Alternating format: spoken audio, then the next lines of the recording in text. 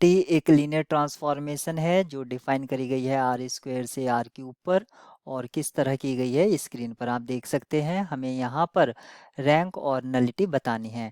Rank क्या होता है, आपको डायमेंशन ऑफ इमेज टी बताना होता है। यहाँ पर जो इमेज है वो किस तरह से लिखी गई है, ब्लैंक कॉमा सेकंड ब्लैंक और ये थर्ड, यानी कि इसका ट्रिपल टपल है ये। अब इसमें हमें ये देखना होगा कि कितने एल आई यानी कि इंडिपेंडेंट चॉइसेस हैं।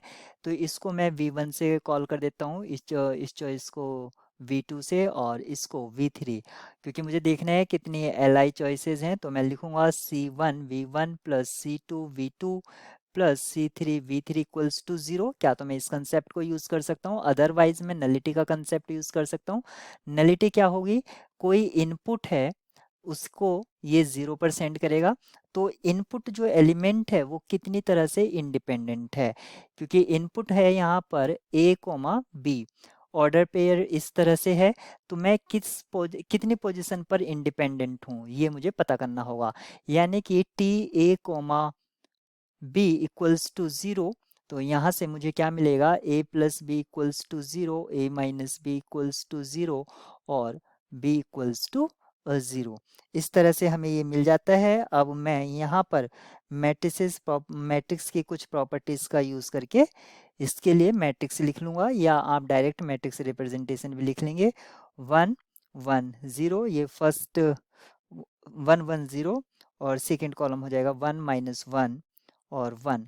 एलिमेंट्री रो ऑपरेशन अप्लाई करने के पर मुझे इक्विवेलेंट मैट्रिक्स मिलेगा 1 0 0 1 माइनस 2 1।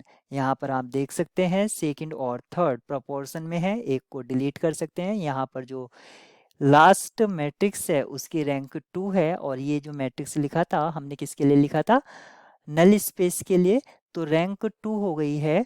तो rank plus nullity equals to क्या होगा, डायमेंशन ऑफ डोमेन, और डोमेन की डायमेंशन 2 है।